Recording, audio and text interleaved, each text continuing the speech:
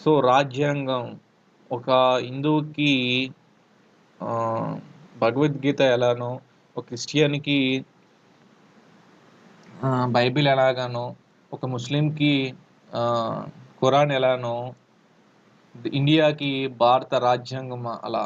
So, ఇలా అందరూ అనుకున్న నాడు రాజ్యాంగం కోసం తెలుసుకుంటారు. మనము ఇప్పటి వరకు రాజ్యాంగం కోసము తెలుసుకోలేనందువల్లనే చదువుకున్న వాళ్ళు క్వాలిఫికేషన్ లేని వాళ్ళచే పాలించబడుతున్నారు. ఇప్పటికి దేశంలో మనకు 76 సంవత్సరాలుగా మీ డీఎస్సీ గాని, ప్రిలిమ్స్ యూపీఎస్సీ గాని చదువుకున్న అందవారు ఎవరైతే వాళ్ళొక పొజిషన్‌లో ఉంటారో అంత చదువుకొని ఎలిజిబిలిటీ లేని వాళ్ళచే పాలించబడుతున్నారు. అది మెయిన్‌గా ప్రాబ్లమ్ అవుతుంది. ఇది మన చట్టంలో చాలా లూప్ హోల్స్ అది.